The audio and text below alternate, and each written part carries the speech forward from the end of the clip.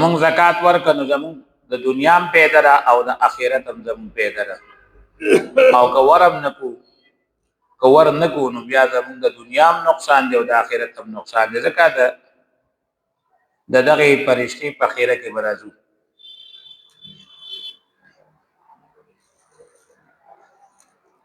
قرآن پاک کې الله رب عزت د زکات نور کوونکو بارکه فرمایي والذین یکنزون الذهب والفضة ولا ينفقونها في سبيل الله فبشرهم بعذاب الیم چې هغه کسان چې خزانه کوي او جمع کوي سره زر او سپین زر ولا ينفقونها في سبيل الله او د الله په لار کې نور کوي زکات نه نور کوي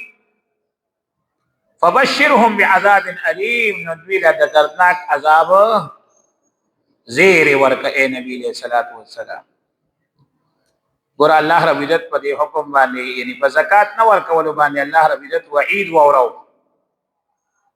سزا یې په ورولا چې کوم سړی زکات نه ورکړي نو اے نبی علیہ الصلوۃ والسلام تورتا زیر د عذاب ورکا چې ته به عذاب ملاويږي بیا مزید الله رب عزت فرمایي دا آیتونو کې چې یوم یحما علیها فی نار جهنم دا غیر وجه د عذاب وعید دي توروا چې په کوم ورځ باندې به د سره در او سپین در چې د په دنیا کې جمع کړی دي دا به ګرم کړي چې د جهنم په اور کې فتقوا بها جباههم وجنوبهم وظهورهم داغ به ورکول کېږي په دې د سونې او د چاندې په دې تختو سره چې کومې د جهنم په اور کې ګرمي کړي شي د دې تندول په داغ ورکړي وجنوبهم او د دې اړخونه په داغ ولي شي وظهورهم او د دې شاګانې په داغ کولی شي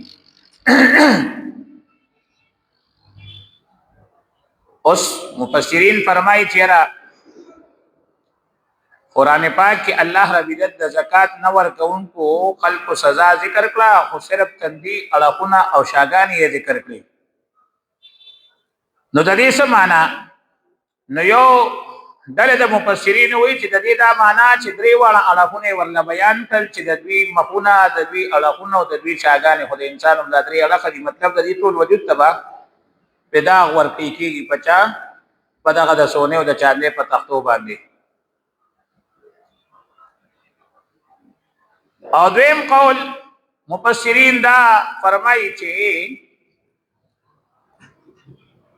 دا عذاب بدتا د دریو اړخونو ته صرف کیږي صرف تندو ته صرف اړخونو ته صرف شاګانو ته داولي دا زکات چې کله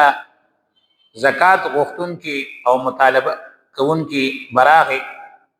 یعنی مخکې بعد رسول الله مبارک په دور کې د زکات غوښتون کی کس د حکومت د طرفه مقررو هغه ته به عامل د زکات وي هغه بار سړي پسې ګرځیدا کوڅه په کوڅه کلی په کلی مطالبه به تنه کوله چې زکات څخه ادا کړه دا زکات په خلکو حکومت له ورکو چې چا باندې ورکو نو تندې به ترش کو او ځان به اخلاصو چې دنه په طریقه باندې ځان پټ کما